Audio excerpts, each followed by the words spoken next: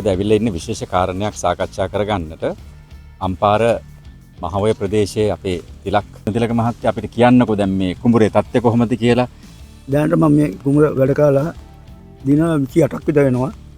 මේ දැනට ඔය මහත්තයාගේ දියර පොත පමණයි ගහලා තියෙන්නේ. යුද කිලෝ මේ අක්කරයට ගහලා තියෙනවා කිලෝ 20ක්. මේ දැනට මේ ඇදලා තියෙන ඔය මේ වෙනදාට වැඩිය ටිකක් තරුයි. ඔව්. දැන් මහත්තයා අපි මේ පාර අපි මහත්තයාට හඳුන්වලා දුන්නේ ලෝරන්ස් ඇග්‍රෝ සමාගම මගින් නිෂ්පාදනය කරන ලංකාවේ ජනාධිපති සම්මානයේ හිමි එකම දියර පොහොර වර්ගයේ කෘෂිකර්ම අමාත්‍යාංශයේ නිර්දේශය තියෙන එකම දියර පොහොර වර්ගය ලෝරන්ස් ලික්විඩ් කියන දියර පොහොර වර්ගය. මේ දියර පොහොර වර්ගය මම හිතන්නේ හඳුන්වලා දෙනකොට මේ අපේ තිලක් මහත්තයාට ඒ තරම් විශ්වාසයක් තිබුණෙත් නැහැ. මම කතා කරනකොට. ඒතර තිලක් මහත්තයාට මම ඒත් කිව්වා මේ තිලක් මහත්තයා මම මේ අභියෝගය බාර ගන්නවා. මේ පොහොර ටික බය නැතුව කුඹුරට යොදන්න, විශේෂයෙන් මේ කැකුලන් ගහපු කුඹුරකට සහ මේ වැලි සහිත පොළොවකට මේ පොහොර ටික යොදපුවාම ඇති වෙන වෙනස ගැන මම තිලක් මහත්තයාට පැහැදිලි කරලා දුන්නා. ඉතින් තිලක් මහත්තයා අපි දැන් මේ කොළඹ ඉඳලා ආවෙත් මේ කුඹුර විශේෂයෙන් බලන්නට මේ වැහි පටන් ගත්ත වෙලාවේ මේ කුඹුරේ වර්ධනය සහ මේකේ ප්‍රගතිය කොහොමද කියලා නිරීක්ෂණය කරගන්න. ඒතර අපි මේ පොහොර ටික හඳුන්වලා දෙනකොට තිලක් මහත්තයා මම තිලක් මහත්තයාට මූලිකව කිව්වා අපි අපේ වැලි සහිත පස සුවපත් කරගත්තේ නැත්නම් අපේ දීර්ඝකාලීන තිරසාර කෘෂිකර්මාන්තයට ලොකු අභියෝගයක් වෙනවා. දැන් මේ කුඹුරේ පැහැදිලිව පේනවා වැලි ගතිය වැඩි. වැලි සහිත පසකට අපි කාබනික කොටස් ටික එකතු කරගත්තේ නැත්නම් ක්ෂුද්‍ර ජීවීන්ගේ ගහන ඝනත්වය වර්ධනය කරගත්තේ නැත්නම් මේ කුඹුරේ අපි බලාපොරොත්තු වෙන තිරසාර පසේ ශාස්ත්‍රීයත්වයට යන්නට අපිට බැරි වෙනවා. එතකොට තිලක් මහත්තයා අපේ මේ හඳුනලා දෙන මේ ජනාධිපති සම්මානලාභී මේ කෘෂිකර්ම අමාත්‍යාංශය නිර්දේශ කරලා තියෙන ලංකාවේ පේටන්ට් බලපත්‍රයක් තියෙන එකම දියර පොහොර වන ලෝරන්ස් දියර පොහොර එහෙම නැත්නම් LL ෆර්ටිලයිසර් කියන මේ දියර පොහොර වර්ගය මේ කුඹුරට යොදනකොට මහත්තයා අපි දැන් මුලින්ම කතා කරගත්ත විදිහටම වෙන්නේ මොකද්ද? මේ පොහොර ගහේ පූටිකා මගින් අවශෝෂණය වෙලා ගහේ වර්ධනයට අත්‍යවශ්‍ය කරන නයිට්‍රජන්, ෆොස්ෆරස්, පොටෑසියම් කියන ප්‍රධාන මූලද්‍රව්‍ය තුනත් ඒකම ශුද්ධ මූලද්‍රව්‍ය ටික. ඒ කියන්නේ මැග්නීසියම්, කැල්සියම්, බෝරෝන්, කාබන්, මැංගනීස් වගේ ශුද්ධ මූලද්‍රව්‍ය ටිකත් අනික් දියර පොහොර වර්ගවල නැති ප්‍රධානම සංඝටක තුනක් ගැන අපි කතා කරනවා. මොනවද?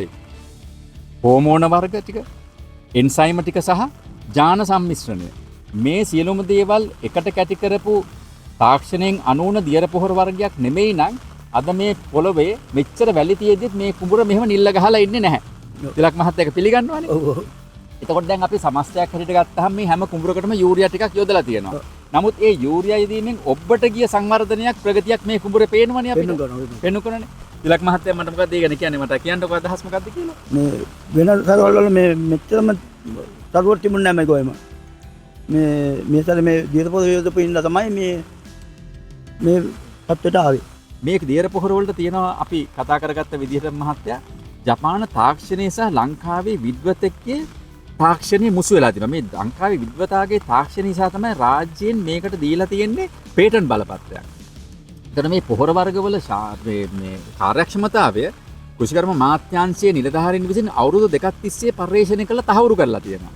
ඒ තහවුරු කරලා තියෙන අඟුණකොළ පැලැස්ස, බතලේගොඩ, ගන්නෝරුව සහ මහයිලුක් පල්ලම කියන ප්‍රදේශවල එළවලු පළතුරු වලට වී වගාවට පමණක් නෙමෙයි එළවලු පළතුරු බුලත් මල් හැම එකකටම බඩේරින් වලට මේක පාවිච්චි කරලා මේ අස්වැන්න නියම නිශ්චිත ඉලක්කයටම අනිත් පොහොර වර්ග අභිභවා ලබාගත් බවට අධ්‍යක්ෂ ජෙනරාල්වරයා සහතික කරලා ලිඛිතව දැනුම් දීලා තිනවා මේ පොහොර වගාවට ඉතාමත්ම සුදුසුයි අස්වැන්න වැඩි කරගන්න කියලා. ඉතින් අපි බලාපොරොත්තු වෙනවා අපි දිගින් දිගට මේ කුඹුර නිරීක්ෂණය කරලා අධීක්ෂණය කරලා අපි තිලක් මහත්තයාත් එක්ක මේ කුඹුරේ අස්වැන්න අපි බලාපොරොත්තු වෙන විදිහට මේ අක්කරයකට දැන් ගන්නවට වැඩිය B කිලෝ 600ක් 750ක් අතර ප්‍රමාණයක අස්වැන්නු වැඩිවීමක් අපි බලාපොරොත්තු වෙනවා. ඒක තහවුරු කරලා ඉවරයි අපේ කෘෂිකර්ම දෙපාර්තමේන්තුවෙන් කරන ලද සමීක්ෂණ වලට වාර්තා වලට අනුව අපි අස්වැන්න ගන්න බලාපොරොත්තු වෙන. ඒකම දැනටමත් අපිට පේනවා මේ වැලි පොළවේ ගැඩවිල් පස් ටික පස බුරුල් වීමේ ස්වභාවය හොඳින් පේනවා. ඒකට එක හේතුවක් තමයි මේ සුත්‍රජීවී ක්‍රියාකාරීත්වයත් එක්ක මේ ගැඩවිල් පස් ටික හොඳට මේ වැලි පොළවේ ක්‍රියාත්මක වෙලා තියෙනවා. මේ සුත්‍රජීවී ගහනේ වර්ධනය වෙලා තියෙනවා. මේ වර්ධනය වීමේ හේතුවෙන් පොහොර වියෝජනය කිරීමේ හැකියාව වැඩි වෙලා තියෙනවා. ඒක නිසා තිලක් මහත්තයා මේක ඉතාමත්ම හොඳ පූර්වාදර්ශයක් අපේ අනිත් ගොවි මහතුරුන්ට. ඉතින් අපි දිගින් දිගට මේ කුඹුර නිරීක්ෂණය කරලා අවශ්‍ය අනිකුත් පොහොර වර්ග ටිකක් යොදලා අපි මේ කුඹුරෙන් බලාපොරොත්තු වෙන අස්වැන්න අනිවාර්යයෙන්ම අරන් දෙනවා අපි තිලක් මහත්තයාට.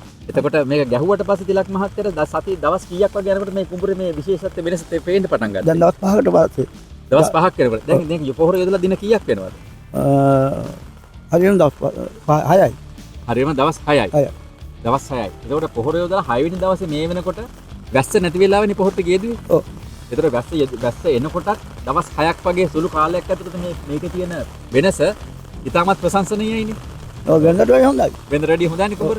ඒක තිලක් මහත්තයා පිළිගන්නවනේ. ඔව්. අපි එහෙමනම් අපි අනිත් පොහොර ටිකත් යොදලා හරි විදිහට අපි මේ වැඩ ටික කරගෙන යමු. තිලක් මහත්තයාට මොකද්ද දෙන්න තියෙන පණිවිඩය අපි අනිත් ගොවි මහතුන්ට? මේ දියද පොල එක තමයි මේ මං ගහපු දියද පොලෙන් දැන් කඩේ තියෙනවා කියන ගියාවට මේ වෙන්නේ නැහැ. සෑම ගොවියෙකුට මේ වගේ දෙයකට යන්න කියලා තමයි මට කියන්න තියෙන්නේ.